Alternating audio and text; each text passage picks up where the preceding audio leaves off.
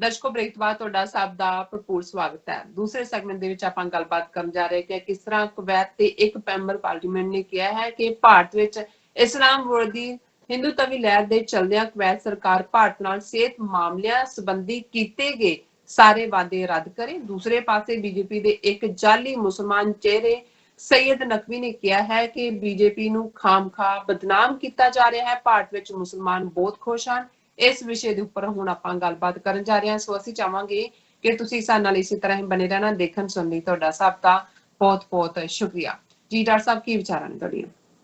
ਦੇਖੋ, ਇੱਕ ਵਕਤ ਸੀ ਕਿ ਇਹ ਜਿੰਨੇ ਗਲਫ ਦੇ ਮੁਲਕ ਨੇ ਜਿਨ੍ਹਾਂ ਨੂੰ ਖਾੜੀ ਦੇਸ਼ ਕਿਹਾ ਜਾਂਦਾ ਹੈ, ਇਹਨਾਂ ਦੇ ਵਿੱਚ ਜਿੱਥੇ ਵੱਡੀ ਗਿਣਤੀ ਦੇ ਵਿੱਚ ਇੰਡੀਅਨ ਇੰਪਲੋਇਡ ਸਨ, ਉੱਥੇ ਇਹਨਾਂ ਦੇ ਮੁਖੀ ਸ਼ੇਖ ਹੋਣ ਜਾਂ ਇਹਨਾਂ ਦੀਆਂ ਨਾਮ ਨਿਹਾਦ ਪਾਰਲੀਮੈਂਟਸ ਦੇ ਲੋਕ ਵੀ ਇੰਡੀਆ ਨੂੰ ਇੱਕ ਰੋਲ ਮਾਡਲ, ਇੱਕ ਸੈਕੂਲਰ ਮੁਲਕ, ਇੱਕ ਜਿੱਥੇ ਸਭ ਨੂੰ ਆਜ਼ਾਦੀ ਹੈ ਔਰ ਜ਼ਾਹਰ ਹੈ ਕਿ ਇਸ ਸਾਰੇ ਦਾ ਇੰਡੀਆ ਨੇ ਫਾਇਦਾ ਵੀ ਚੁੱਕਿਆ। ਇਹੀ ਕਾਰਨ ਸੀ ਕਿ ਕਦੇ ਵੀ ਕਸ਼ਮੀਰ ਦੇ ਮੁੱਦੇ ਦੇ ਉੱਤੇ ਸਾਨੂੰ ਇਹਨਾਂ ਮੁਲਕਾਂ ਵੱਲੋਂ ਖਾਸ ਤੌਰ ਤੇ ਪਿਛਲੇ ਕੁਝ ਸਮੇਂ ਔਰ 5 ਅਗਸਤ ਨੂੰ ਜਦੋਂ ਆਈਨੀ ਗੁੰਡਾਗਰਦੀ ਕਰਕੇ ਜੰਮੂ ਕਸ਼ਮੀਰ ਦਾ ਸਟੇਟਸ ਖਤਮ ਕੀਤਾ ਗਿਆ ਤੇ ਕੁਝ ਵੀ ਐਸਾ ਜਿਹੜਾ ਨਹੀਂ ਸਾਹਮਣੇ ਇਹਨਾਂ ਵੱਲੋਂ ਆਇਆ। ਇਸ ਦੇ ਉਲਟ UAE ਹੋਏ, ਸਾਊਦੀ ਅਰੇਬੀਆ ਹੋਏ, ਉਹਨਾਂ ਨੇ ਮੋਦੀ ਨੂੰ ਸੱਦ ਕੇ ਜਿਹੜਾ ਉਹ ਆਪਣੇ ਸਿਵਲ ਅਵਾਰਡ ਦੇ ਕੇ ਉਹਨਾਂ ਨੂੰ ਆਨਰ ਕੀਤਾ। ਪਰ ਇਉਂ ਲੱਗਦਾ ਹੈ ਕਿ ਵੀ ਜਿਵੇਂ ਇੱਕ ਸਟੇਜ ਦੇ ਉੱਤੇ ਜਿਹੜੇ ਉੱਪਰ ਬੈਠੇ ਲੋਕ ਹੁੰਦੇ ਨੇ, ਉਹਨਾਂ ਨੇ ਆਪਣੇ ਜਿਹੜੇ ਵੈਸਟਡ ਇੰਟਰਸਟ ਨੇ ਜਾਂ ਆਪਣੇ ਲਾਭ ਨੇ, ਫਾਇਦੇ ਨੇ, ਉਹਨਾਂ ਦੇ ਨਾਲ ਉਹ ਤੁਰ ਰਹੇ ਹੁੰਦੇ ਨੇ। ਪਰ ਕਾਮਨ ਨਾ ਵੀ ਹੋਣ, ਉਹਨਾਂ ਹੀ ਥਾਵਾਂ ਤੇ ਬੈਠੇ ਉਹਨਾਂ ਚੋਂ ਹੀ ਉਹ ਲੋਕ ਵੀ ਹੁੰਦੇ ਨੇ ਜਿਹੜੇ ਉਸ ਪੀੜ ਨੂੰ ਮਹਿਸੂਸ ਕਰਦੇ ਨੇ ਜਿਹੜੀ ਪੀੜ ਉਹਨਾਂ ਦੇ ਹਮ ਮਜ਼ਹਬ ਜਾਂ ਹਮ ਕੌਮ ਲੋਕ ਮਹਿਸੂਸ ਕਰ ਰਹੇ ਹੁੰਦੇ ਨੇ। ਸੋ ਇਸ ਮਾਮਲੇ ਦੇ ਵਿੱਚ ਪਹਿਲਾਂ ਅਸੀਂ ਮਿਡਲ ਈਸਟ ਦੀਆਂ ਸ਼ਹਿਜ਼ਾਦੀਆਂ ਦਾ ਜ਼ਿਕਰ ਕੀਤਾ, ਕਿਵੇਂ ਉਹਨਾਂ ਨੇ ਆਵਾਜ਼ ਚੁੱਕੀ। ਉਹ ਭਾਰਤ ਨੇ ਇੱਧਰ ਉੱਧਰ ਕਰਕੇ ਦੁਬਾਰਾ OIC ਦੀ ਮੀਟਿੰਗ ਤੱਕ ਪਹੁੰਚਦੇ ਆ, ਮਾਲਦੀਵਜ਼ ਨੂੰ ਅੱਗੇ ਕਰਕੇ ਇਸ ਗੱਲ ਦੇ ਉੱਤੇ ਕੋਈ ਮਤਾ ਨਹੀਂ ਹੋਣ ਦਿੱਤਾ ਹੈ ਕਿ ਭਾਰਤ ਦੇ ਵਿੱਚ ਇਸਲਾਮੋਫੋਬੀਆ ਹੈ ਔਰ ਇਸਲਾਮ ਨੂੰ ਲੈ ਕੇ ਜੋ ਇਹੀ ਨਹੀਂ ਕਿ ਉੱਥੇ ਨਫ਼ਰਤ ਭਰੀਆਂ ਗੱਲਾਂ ਕੀਤੀਆਂ ਜਾ ਰਹੀਆਂ ਨੇ, ਜੋ ਲਿੰਚਿੰਗ, ਜੋ ਡਿਸਕ੍ਰਿਮੀਨੇਸ਼ਨ ਹੈ, ਔਰ ਲੇਕਿਨ ਮੈਨੇਜ ਕਰ ਲਿਆ ਭਾਰਤ ਨੇ। ਔਰ ਇਹ ਆਇਆ ਕਿ ਜੀ ਪਾਕਿਸਤਾਨ ਨੇ ਭਾਵੇਂ ਇਸਲਾਮੋਫੋਬੀਆ ਦੇ ਉੱਤੇ ਭਾਰਤ ਚੱਲ ਰਹੇ ਗੱਲ ਕੀਤੀ, ਪਰ ਮਾਲਦੀਵਜ਼ ਨੇ ਅੱਗੇ ਹੋ ਕੇ ਉਹਨੂੰ ਕਾਊਂਟਰ ਕੀਤਾ ਔਰ ਇਹ ਜਿਹੜੇ ਦੇਸ਼ ਨੇ ਉਹ ਚੁੱਪ ਰਹੇ। ਲੇਕਿਨ ਕਿਉਂਕਿ ਹਿੰਦੂ ਤਵੀਆਂ ਨੇ ਨਾ ਤਾਂ ਬਾਜ਼ ਆਣਾ, ਉਹਨਾਂ ਦੀ ਤਾਂ ਸਾਰੀ ਹੋਂਦ ਹੀ ਇਸ ਗੱਲ ਦੇ ਉੱਤੇ ਖੜੀ ਹੈ। ਉਹਨਾਂ ਦੀ ਇੱਕ ਖਾਸਮ ਖਾਸ ਜਿਹੜੀ ਲਖਨਊ ਦੇ ਵੱਡੇ ਮੈਡੀਕਲ ਕਾਲਜ ਦੇ ਵਿੱਚ ਪ੍ਰਿੰਸੀਪਲ ਦਾ ਔਰ ਵੱਡਾ ਹਸਪੀਟਲ, ਉਸ ਡਾਕਟਰ ਆਰਤੀ ਲਾਲ ਚੰਦਾਨੀ ਨੇ ਪਿਛਲੇ ਦਿਨਾਂ ਜਦੋਂ ਉਹਨੇ ਮੀਡੀਆ ਵਾਲਿਆਂ ਨੂੰ ਸੱਦਿਆ ਔਰ ਆਫੀਸ਼ੀਅਲ ਇੰਟਰਵਿਊ ਦੇ ਕੇ ਉਹਨੇ ਫਿਰ ਜਿਹਨੂੰ ਆਫ ਦਾ ਰੈਕਡ ਕਹਿੰਦੇ ਨੇ ਉਹ ਗੱਲਾਂ ਸ਼ੁਰੂ ਕੀਤੀਆਂ, ਜਿੱਥੇ ਉਹਨੇ ਮੁਸਲਮਾਨਾਂ ਬਾਰੇ ਜਾਂ ਤਬਲੀਗੀਆਂ ਦੇ ਨਾਲ ਜਿਹੜੇ ਐਡਮਿਟ ਹੋਏ ਉਹਨਾਂ ਨਾਲ ਅਸੀਂ ਕੀ ਕੀਤਾ ਹੈ ਜਾਂ ਕਿੰਨਾ, ਯਾਨੀ ਉਹ ਘੱਟੋ ਘੱਟ ਮੈਂ ਵੀ ਉਹਨੂੰ ਪੂਰੀ ਨਹੀਂ ਸੁਣ ਸਕਿਆ ਕਿਉਂਕਿ ਮੈਨੂੰ ਲੱਗਿਆ ਕਿ ਵੀ ਇਹ ਟੂ ਮੱਚ ਹੈ। ਹੁਣ ਉਹ ਕਿਸੇ ਨੇ ਹਾਲਾਂਕਿ ਆਫ ਦਾ ਰੈਕਡ ਸੀ, ਪਰ ਕਿਸੇ ਜਰਨਲਿਸਟ ਨੇ ਆਪਣਾ ਔਨ ਕਰ ਦਿੱਤਾ ਕੰਮ ਔਰ ਉਹ ਕਹਿ ਰਹੀ ਹੈ ਦਵਾ ਦਵਾ ਅੰਦਰ ਬੋਲ ਰਿਹਾ ਉਹਦਾ ਜੋ ਹੈ। ਔਰ ਉਹਦੇ ਤੋਂ ਬਾਅਦ ਜਿਹੜਾ ਜਦੋਂ ਬਹੁਤ ਰੌਲਾ ਪਿਆ ਔਰ ਹੋਇਆ ਇਹ ਹੋਇਆ ਜੀ ਕਿ ਉਹਦਾ ਜਿਹੜਾ ਉਹ ਤਬਾਦਲਾ ਕਰ ਦਿੱਤਾ ਗਿਆ, ਉਹਨੂੰ ਲਖਨਊ ਦੀ ਬਜਾਏ ਪਤਾ ਨਹੀਂ ਕਿੱਥੇ ਭੇਜ ਦਿੱਤਾ। ਹੁਣ ਜ਼ਾਹਰ ਹੈ ਕਿ ਵੀ ਇਹ ਇੱਕ ਬਹੁਤ ਵੱਡੀ ਘਟਨਾ ਸੀ। ਕੋਈ ਸਾਨੂੰ ਮੀਡੀਆ 'ਚ ਥੋੜੀ ਬਹੁਤ ਗੱਲ ਸੋਸ਼ਲ ਮੀਡੀਆ ਤੇ ਹੋਈ ਜਾਂ ਜਿਹੜੇ ਉਹਨਾਂ ਦੇ ਰਾਈਵਲ ਚੈਨਲ ਨੇ ਬੀਜੇਪੀ ਦੇ, ਪਰ ਗੱਲ ਦਬਦਬਾ ਦਿੱਤੀ ਗਈ ਜੀ ਦੇਖੋ ਕਾਰਵਾਈ ਹੋ ਗਈ, ਅਸੀਂ ਜਿਹੜਾ ਉਹਦੀ ਟ੍ਰਾਂਸਫਰ ਕਰ ਦਿੱਤੀ। ਲੇਕਿਨ ਮੈਂ ਇਹ ਸਮਝਦਾ ਹੈ ਵੀ ਇਹ ਅੱਜ ਦੇ ਸੋਸ਼ਲ ਮੀਡੀਆ ਦੇ ਯੁੱਗ 'ਚ ਜਦੋਂ ਹੁਣ ਸਾਡੀ ਗੱਲ ਤਾਂ ਉੱਥੋਂ ਤੱਕ ਨਹੀਂ ਪਹੁੰਚਣੀ ਹੈ, ਪਰ ਜ਼ਾਹਰ ਹੈ ਕਿ ਅਜੇ ਮਿਡਲ ਈਸਟ ਨੇ ਕੋਈ ਇਸ ਕਿਸਮ ਦੀਆਂ ਪਾਬੰਦੀਆਂ ਨਹੀਂ ਲਾਈਆਂ ਹੋਈਆਂ ਜਾਂ ਇਹਨਾਂ ਨੇ ਉਹਨਾਂ ਤੇ ਨਹੀਂ ਲਾਈਆਂ ਹੋਈਆਂ, ਉਹ ਸਾਰੇ ਪਾਸੇ ਘੁੰਮੀ। ਔਰ ਅੱਜ ਇੱਕ ਖਬਰ ਜਿਹੜੀ ਕਿ ਮੇਨ ਸਟ੍ਰੀਮ ਮੀਡੀਆ ਨੇ ਵੀ ਲਾਈ ਹੈ ਉਸ ਖਿੱਤੇ ਦੇ ਵਿੱਚ, ਕੁਵੈਤ ਪਾਰਲੀਮੈਂਟ ਦੇ ਮੈਂਬਰ ਪਾਰਲੀਮੈਂਟ ਨੇ, ਉਹਨਾਂ ਦਾ ਨਾਮ ਮੁਹੰਮਦ ਹੈਫ ਅਲ ਮੁਤਿਆਰੀ, ਉਹਨਾਂ ਨੇ ਇੱਕ ਟਵੀਟ ਕੀਤਾ ਹੈਲਥ ਮਿਨਿਸਟਰ ਦੇ ਨਾਲ, ਕਿਉਂਕਿ ਇਹ ਇਕੱਲੇ ਮਿਡਲ ਈਸਟ ਦੇ ਵਿੱਚ ਹਿੰਦੂ ਤਵੀ ਜਾਂ ਇੰਡੀਅਨ ਨੌਕਰੀਆਂ ਹੀ ਨਹੀਂ ਕਰਦੇ, ਉਹਨਾਂ ਦਾ ਸਾਰਾ ਹੈਲਥ ਸਿਸਟਮ ਹੋਏ ਜਾਂ ਅਪਰ ਲੈਵਲ ਦੇ ਕੰਟਰੈਕਟ ਜਿਹਦੇ ਵਿੱਚ million and millions of dollars ਇਹ ਬਣਾਉਂਦੇ ਨੇ, ਉਹਨਾਂ ਨੇ ਲਏ ਹੋਏ ਨੇ ਜਿਨ੍ਹਾਂ ਚੋਂ ਇੱਕ ਜਿਹੜਾ ਪਿੱਛੇ ਜਿਹਾ ਧੋਖਾ ਦੇ ਕੇ ਮਲਟੀ-ਬਿਲੀਅਨ ਡਾਲਰ UAE ਦੇ ਖਾ ਕੇ ਦੌੜ ਗਿਆ ਇੰਡੀਆ। ਔਰ ਇਹਦੇ ਚ ਉਹਨਾਂ ਨੇ ਜਿਹੜੀ ਕੁਵੈਤੀ MP ਨੇ ਮੰਗ ਕੀਤੀ ਹੈ, ਜਿਹਨੂੰ ਕਿ ਈਵਨ ਹਾਈਲਾਈਟ ਕੀਤਾ ਹੈ, ਉਹਨਾਂ ਦੇ director of Center for Human Rights and International Humanitarian Law, Mr. Mujil Al-Shika ने कहा कि भी powerful Kuwaiti parliamentarian demands that nation's health ministry to immediately halt all health service related contacts with India. This is due to the growing hatred of Hindutva doctors towards Muslim patients, deliberate manslaughter, fear. ਉਹਨੂੰ ਉਹਨਾਂ ਦੀ human rights body ਨੇ ਵੀ ਚੁੱਕ ਲਿਆ। ਉਹਨੇ health minister ਨੂੰ ਕਿਹਾ ਵੀ ਜਿੰਨੇ ਤੁਸੀਂ ਕੁਵੈਤ ਨੇ ਕੰਟਰੈਕਟ ਕੀਤੇ ਹੋਏ ਨੇ ਉਹਨਾਂ ਦੀ ਹੈਲਥ ਮਿਨਿਸਟਰੀ ਨੇ ਉਹ ਇੰਡੀਆ ਦੇ ਨਾਲ ਜਾਂ ਉਹਨਾਂ ਦੀਆਂ ਕੰਪਨੀਆਂ ਦੇ ਨਾਲ, ਉਹ ਸਾਰੇ ਕੈਂਸਲ ਕਰੋ, ਕਿਉਂਕਿ ਜਿਸ ਕਿਸਮ ਦੀ ਨਫ਼ਰਤ ਫੈਲਾਈ ਜਾ ਰਹੀ ਹੈ ਇਸ ਦਾ ਨਤੀਜਾ ਹੈ ਕਿ ਆਉਣ ਵਾਲੇ ਪੀਰੀਅਡ ਦੇ ਵਿੱਚ ਹੋਰ ਵੀ ਜਿਹੜਾ ਈਵਨ ਮੈਨਸਲਾਟਰ ਹੋਏਗਾ, ਮੁਸਲਮਾਨਾਂ ਦੀ ਨਸਲਕੁਸ਼ੀ ਹੋਏਗੀ। ਪਰ ਹੁਣ ਤੁਸੀਂ ਦੇਖੋ, ਇੱਕ ਪਾਸੇ ਜਿੱਥੇ ਮਾੜੀ ਮੋਟੀ ਇਨਫੋਰਮੇਸ਼ਨ ਪਹੁੰਚੀ ਹੈ ਤੇ ਉਹਨੇ ਕਰਜ ਦਿਖਾਇਆ MP ਨੇ ਕਹਿਣ ਦਾ, ਜਦੋਂ ਅਸੀਂ ਬਾਦਲ ਜਾਂ ਅਮਰਿੰਦਰ ਨੂੰ ਰੈਂਟਾ ਸਿੱਖ ਕਹਿੰਦੇ ਆ ਜਾਂ ਇਹ ਮੁਖਤਿਆਰ ਨਕਵੀ ਜਾਂ ਉਹਦੀ ਨਸਲ ਦੇ ਹੋਰ ਜਿਹੜੇ ਉਹਨਾਂ ਨੇ ਬਿਠਾਏ ਹੋਏ ਨੇ ਉਹਨਾਂ ਨੂੰ ਅਸੀਂ ਰੈਂਟਾ ਮੁਸਲਿਮ ਕਹਿੰਦੇ ਆ, ਜਾਂ ਕਸ਼ਮੀਰ ਦੇ ਹਵਾਲੇ ਨਾਲ ਵੀ ਜਿਹੜੀ ਸਾਰੀ ਹੈ ਫਾਰੂਕ ਅਬਦੁੱਲਾ, ਉਮਰ ਅਬਦੁੱਲਾ, ਹੁਣ ਹੋਰ ਵੀ ਉਹ ਖਰੀਦ ਰਹੇ ਨੇ ਕਿ ਭਾਈ ਜੰਮੂ ਕਸ਼ਮੀਰ ਚੋਣਾਂ ਯੂਨੀਅਨ ਟੈਰੀਟਰੀ ਚ ਕਰਵਾਉਣ ਲਈ ਕਿਹੜੇ ਟ੍ਰੇਟਰ ਚਾਹੀਦੇ ਨੇ।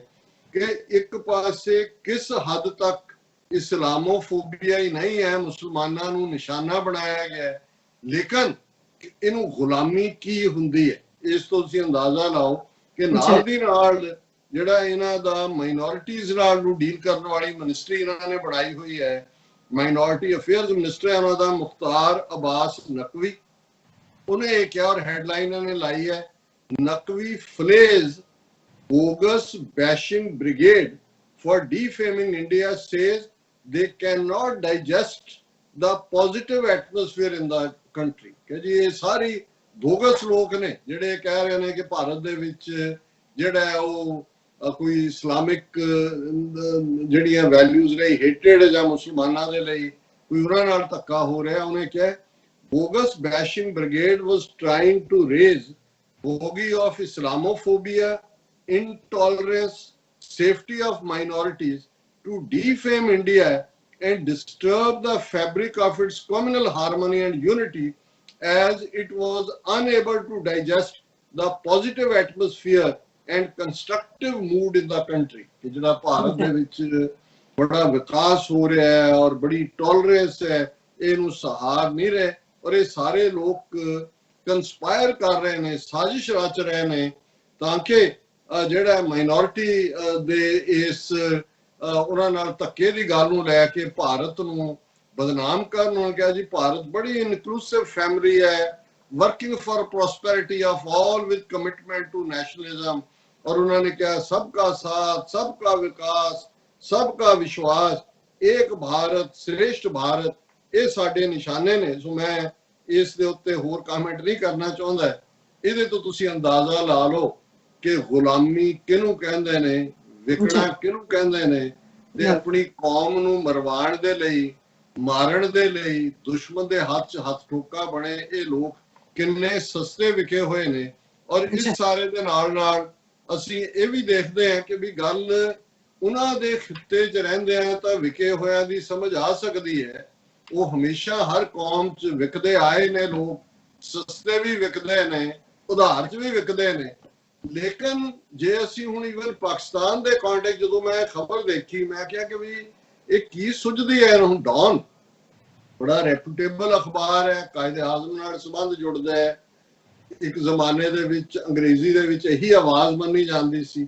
ਔਰ ਉਹਨਾਂ ਦੇ ਐਡੀਟਰ ਸਾਹਿਬਾਨ ਜਿਹੜੇ ਨੇ ਉਹ ਲਿਖਦੇ ਨੇ ਕੰਪੈਰੀਜ਼ਨ। ਔਰ ਇਹ ਇੰਡੀਅਨ ਮੀਡੀਆ ਨੂੰ ਵੀ ਗੱਲ ਚਾਹੀਦੀ ਹੈ ਕਿ Pakistan editor Lords Yogi over handling of corona crisis during lockdown, Dan Head says we should know what UP did right and Maharashtra wrong। ਹੁਣ ਇਹ ਜਿਹੜਾ ਐਡੀਟਰ ਹੈ ਡਾਨ ਅਖਬਾਰ ਦਾ ਉਹ ਇਹ ਕਹਿ ਰਿਹਾ ਹੈ, ਮਿਸਟਰ ਫਾਦ ਹੁਸੈਨ ਉਹਨਾਂ ਦਾ ਨਾਮ ਹੈ, ਤੇ ਉਹ ਕਹਿ ਰਹੇ ਨੇ ਜੀ, ਟਵੀਟ ਕਰ ਰਹੇ ਨੇ, here is another graphic comparison this time between Pakistan and Indian state of UP। और ਉਹਦੇ ਚ ਉਹਨਾਂ ਨੇ ਕਿਹਾ ਕਿ ਦੇਖੋ, Pakistan has a population of 200 million and UP has 225 million। देखो यूपी ਦੀ ਆਬਾਦੀ ਪਾਕਿਸਤਾਨ ਨਾਲੋਂ ਜ਼ਿਆਦਾ ਹੈ, but the neighboring country had COVID-19 death rate almost 7 times higher than that of UP।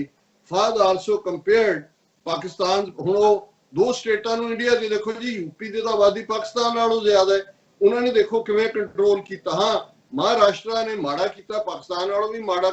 ਉਹ ਤੁਹਾਨੂੰ ਦੁਨੀਆ 'ਚ ਕੋਈ ਉਦਾਹਰਣ ਨਹੀਂ ਰਹਿ ਗਈ ਦੇਣ ਨੂੰ। ਉਹ ਆਦਿੱਤਿਆਨਾਥ ਗੁੰਡਾ ਜਿਹਨੇ ਮੁਸਲਮਾਨਾਂ ਦਾ ਜੀਣਾ ਹਰਾਮ ਕੀਤਾ ਹੋਇਆ ਹੈ, ਲਗਾਤਾਰ ਇੱਕ ਕੇਸ, ਕਿਵੇਂ ਇੱਕ ਸਿੱਖ ਲਾਅ ਸਟੂਡੈਂਟ ਬੰਗਾਲ ਦਾ यूपी 'ਚੋਂ ਆਗਰੇ 'ਚੋਂ ਗੁਜ਼ਰਦਾ ਹੈ, ਕਿਵੇਂ ਪੁਲਿਸ ਦਾ ਐਸਪੀ ਉਹਨੂੰ ਪੱਗ ਤੋਂ ਕੇਸਾਂ ਤੋਂ ਫੜ ਕੇ ਤਰੀਕਦਾ ਹੈ, ਗੰਦੀਆਂ ਗਾਲਾਂ ਕੱਢਦਾ ਹੈ, ਔਰ ਉਹਨੂੰ ਪੁਲਿਸ ਜਸਟੀਫਾਈ ਕਰਦੀ ਹੈ।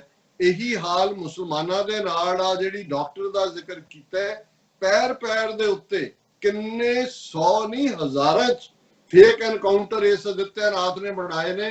ਸੁਪਰੀਮ ਕੋਰਟ ਤੱਕ ਪਹੁੰਚ ਹੋਈ ਹੈ, ਸੁਪਰੀਮ ਕੋਰਟ ਫਾਈਲ ਦੇ ਉੱਤੇ ਬੈਠਾ ਹੈ। ਔਰ ਇਹ ਡਾਨ ਜਿਹੜੀ ਅਖਬਾਰ ਹੈ, ਇਹਨਾਂ ਨੂੰ ਹੋਰ ਕੋਈ, ਤੁਹਾਡੇ ਕੋਲ ਨਿਊਜ਼ੀਲੈਂਡ ਦੀ ਉਦਾਹਰਣ ਹੈ, ਤੁਹਾਡੇ ਕੋਲ ਸਾਊਥ ਕੋਰੀਆ ਦੀ ਹੈ, ਤੁਹਾਡੇ ਕੋਲ ਨਾਰਥ ਕੋਰੀਆ ਦੀ ਗੱਲ ਕਰ ਲਓ ਜੇ ਤੁਹਾਨੂੰ ਕੋਈ ਹੋਰ ਨਹੀਂ ਤੁਸੀਂ ਕਰਨਾ। ਈਵਨ ਜਰਮਨ ਔਰ ਫਰਾਂਸ, ਉਹਨਾਂ ਨੇ, ਜੇ ਤੁਸੀਂ ਠੀਕ ਹੈ ਕਹਿਣਾ, ਉਹ ਇਹ ਚਾਹੁੰਦਾ ਹੈ ਕਿ ਜੀ ਸਾਡੇ ਲਾਕਡਾਊਨ ਚੰਗੇ ਢੰਗ ਨਾਲ ਹੋਏ ਜਾਂ ਹੋਏ, ਪਰ ਉਹਦੇ ਲਈ ਤੁਹਾਡੇ ਕੋਲ ਆਦਿੱਤਿਆਨਾਥ ਗੁੰਡਾ ਰਹਿ ਗਿਆ ਦੱਸਣ ਦੇ ਲਈ। ਸੋ ਮੈਂ ਸਮਝਦਾ ਵੀ ਇਹ ਕਿਤੇ ਨਾ ਕਿਤੇ ਇਹ ਵੀ, ਹੁਣ ਮੈਂ ਇਹ ਤਾਂ ਨਹੀਂ ਕਹਿੰਦਾ ਕਿ ਭਾਈ ਸਾਰੇ ਹੀ ਵਿਕੇ ਹੋਏ ਨੇ, ਪਰ ਕਿਤੇ ਨਾ ਕਿਤੇ ਇਹ ਇੱਕ ਕਮਜ਼ੋਰੀ ਕਿਉਂ ਹੈ ਕਿ ਜਿੱਥੇ ਅਸੀਂ ਇਹ ਪਛਾਣ ਹੀ ਨਹੀਂ ਪਾ ਰਹੇ।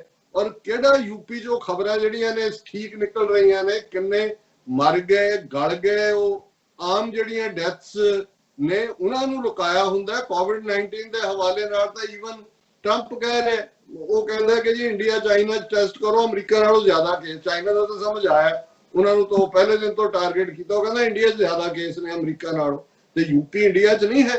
ਜੇ ਉੱਥੇ 20 ਕਰੋੜ ਤੋਂ ਜ਼ਿਆਦਾ ਆਬਾਦੀ ਦਾ ਹਵਾਲਾ ਦੇ ਕੇ ਫਿਰ ਘੱਟੋ ਘੱਟ ਟਰੰਪ ਦੀ ਸਟੇਟਮੈਂਟ ਹੀ ਦੇਖ ਲੈ।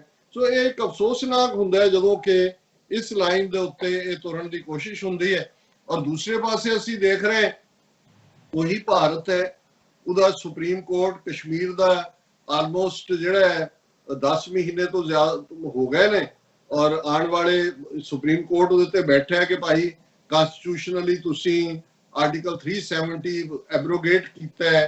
ਕਨਸਟੀਟਿਊਸ਼ਨਲ ਜਿਹੜਾ ਇੱਕ ਕ੍ਰਾਈਸਿਸ ਸੀ, ਪਰ ਉਹਦੀ ਕੋਈ ਸੁਣਵਾਈ ਨਹੀਂ। ਦਰਜਨਾਂ ਜਿਹੜੀਆਂ ਲਿਟੀਗੇਸ਼ਨਸ ਹੋਈਆਂ ਨੇ, ਪਬਲਿਕ ਇੰਟਰਸਟ ਪੈਟੀਸ਼ਨ, ਲੇਕਿਨ ਕਿਵੇਂ ਕੋਰਟਸ ਲੱਗੇ ਹੋਏ ਨੇ ਹਿੰਦੂਤਵਾ ਏਜੰਡੇ ਨੂੰ ਕਰਨ ਦੇ ਲਈ।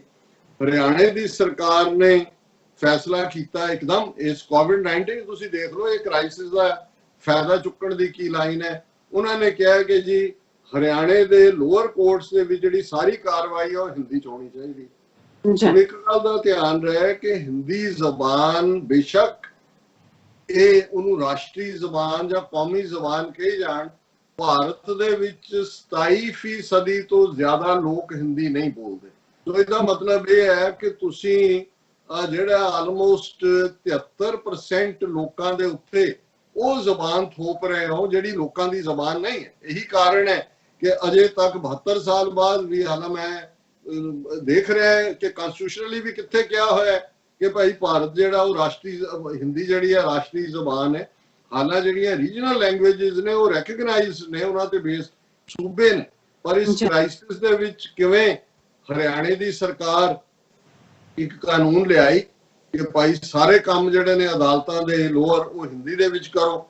ਔਰ ਇਸ ਦੇ ਉੱਤੇ ਜਿਹੜੇ ਹੁਣ ਵਕੀਲ ਦਿੱਲੀ ਦੇ ਵਿੱਚ ਬੈਠੇ ਨੇ, ਦੂਜੇ ਨੇ ਜਿਹੜੇ ਕੈਪੀਟਲ ਜਿਹੜੇ ਸਾਊਥ ਤੋਂ ਆਉਂਦੇ ਨੇ, ਉਹ ਅਦਾਲਤਾਂ 'ਚ ਤਾਂ ਹਿੰਦੀ ਨਾ ਪੜ੍ਹ ਸਕਦੇ ਨੇ, ਨਾ ਹਿੰਦੀ 'ਚ ਬੋਲ ਸਕਦੇ ਨੇ। ਇਹਦਾ ਮਤਲਬ ਇਹ ਹੈ ਕਿ ਉਹਨਾਂ ਦੇ ਤਾਂ ਕਲਾਇੰਟੇਲ ਖਤਮ ਹੋ ਗਈ। ਔਰ ਜਿਹੜੇ ਕੇਸ ਹਰਿਆਣੇ ਦਾ ਜਿਹੜਾ ਖਿੱਤਾ ਮੈਟਰੋ ਦਿੱਲੀ ਦੇ ਨਾਲ ਲੱਗਦਾ ਹੈ, ਸਭ ਤੋਂ ਜ਼ਿਆਦਾ ਉੱਥੇ ਕੇਸ ਹੁੰਦੇ ਨੇ, ਕਿਉਂਕਿ ਉੱਥੇ ਉਹ ਹੱਬ ਹੈ ਹਰਿਆਣੇ ਦੀ ਇੰਡਸਟਰੀ ਦੀ ਵੀ। ਫਰੀਦਾਬਾਦ ਤੋਂ ਲੈ ਕੇ ਔਰ ਉੱਥੋਂ ਤੱਕ ਉਹ ਬਿਲਕੁਲ ਨਕਾਰਾ ਕਰ ਦਿੱਤੇ।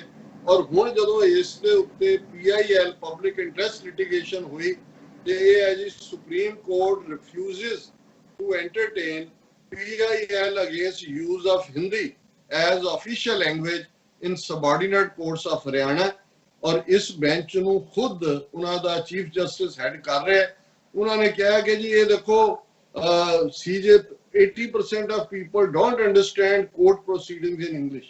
ਇਸ ਲਈ ਇਹ ਠੀਕ ਹੈ ਜੇ ਤੁਸੀਂ ਜਾਣਿਆ ਤੇ ਜਾ ਕੇ ਪੰਜਾਬ ਹਰਿਆਣਾ ਹਾਈ ਕੋਰਟ 'ਚ ਜਾ ਕੇ ਤੁਸੀਂ ਇਹਦੀ ਪਟੀਸ਼ਨ ਕਰੋ ਕਿ ਜੀ 80% ਨੂੰ ਤਾਂ ਅੰਗਰੇਜ਼ੀ ਨਹੀਂ ਆਉਂਦੀ ਤੇ ਜਨਾਬੇ ਆਲਾ ਜੀ 80% ਨੂੰ ਅੰਗਰੇਜ਼ੀ ਨਹੀਂ ਆਉਂਦੀ ਤੇ ਜਿਹੜਾ 73% ਨੂੰ ਹਿੰਦੀ ਨਹੀਂ ਆਉਂਦੀ। ਪਰ ਹੁਣ ਇਹ ਸੁਪਰੀਮ ਕੋਰਟ ਕਹਿ ਰਿਹਾ ਬਿਨਾਂ ਸੁਣੇ।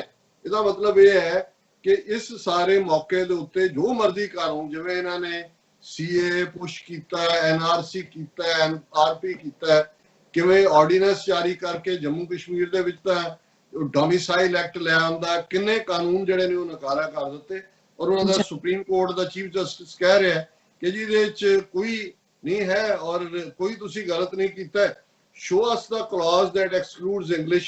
CJI said clarifying ਕਿ ਵੀ ਉਹਨਾਂ ਨੇ ਕਿਹਾ ਜੀ ਕਿੱਥੇ ਕਿਹਾ ਅੰਗਰੇਜ਼ੀ ਨਹੀਂ ਹੋ ਸਕਦੀ। ਹਾਂ ਪਰਮਿਸ਼ਨ ਲੈਣੀ ਪਏਗੀ। ਹੁਣ ਹਰਿਆਣੇ ਦੇ ਬੈਠੇ ਜਾਟ ਜਾਂ ਉਹਨਾਂ ਦੇ ਬਿਸ਼ਨੋਈ ਜਾਂ ਦੂਜੇ ਜਾਟ, ਕਿਉਂਕਿ ਲੋਅਰ ਕੋਰਟਸ ਦੀ ਗੱਲ ਹੋ ਰਹੀ ਹੈ, ਪੰਜਾਬ ਹਰਿਆਣਾ ਹਾਈ ਕੋਰਟ ਦੀ ਨਹੀਂ ਹੋ ਰਹੀ, ਉੱਥੇ ਕਿਹੜਾ ਜਿਹੜਾ ਹੈ ਉਹ ਅੰਗਰੇਜ਼ੀ ਦੀ ਪਰਮਿਸ਼ਨ ਮੰਗੇਗਾ ਤੇ ਕੌਣ ਕਿਹਨੂੰ ਦੇਗਾ। ਸੋ ਇਹ ਤੋਂ ਤੁਸੀਂ ਅੰਦਾਜ਼ਾ ਲਾਓ। ਅਸੀਂ ਕਹਿ ਜ਼ਰੂਰ ਰਹੇ ਹਾਂ ਕਿ ਜੀ ਕਨਸਟੀਟਿਊਸ਼ਨਲੀ ਇਹ ਹਿੰਦੂ ਸਟੇਟ ਬਣ ਜਾਏਗਾ ਕਰਨਗੇ। ਉਹ ਆਲਰੇਡੀ ਬਣਾ ਦਿੱਤਾ ਹੈ ਉਹਨਾਂ ਨੇ। ਉਹਦੇ ਚ ਉਹਨਾਂ ਦਾ ਮੀਡੀਆ ਦਾ ਕੰਪਲੀਸਿਟ ਹੈ, ਪਾਰਲੀਮੈਂਟ ਚ ਉਹਨਾਂ ਦੀ 2/3 ਮੈਜੋਰਿਟੀ ਹੈ ਔਰ ਸੁਪਰੀਮ ਕੋਰਟ ਤੋਂ ਲੈ ਕੇ ਥਰਡੇ ਕੋਰਟਸ ਤੱਕ ਹੈਂਡ ਇਨ ਗਲਵ ਨੇ। ਸੋ ਇਹ ਰੀਅਲ ਹਿੰਦੂਤਵਾ ਦਾ ਫੇਸ ਹੀ ਨਹੀਂ ਹੈ। ਅੱਜ ਉਹ ਹਿੰਦੂਤਵਾ ਦਾ ਮੁਲਕ ਹੈ ਜਿੱਥੇ ਕਿ ਫੋਰਸਫੁਲੀ ਇਹ ਜਿਹੜਾ ਹਿੰਦੂਤਵਾ ਹੈ ਉਹ ਜਿਵੇਂ ਕੈਸਟਰ ਆਇਲ ਪਿਆਈ ਜਾਂਦੀ ਸੋ ਸੰਘ ਦੇ ਥੱਲੋਂ ਲੰਘਾ ਰਿਹਾ। जी डॉक्टर साहब, थोड़ा बहुत बहुत शुक्रिया। स्वागत है ब्रेक। व्यूअर्स, तो कितनी जाना मिलते हैं आफ्टर दिस शॉर्ट ब्रेक।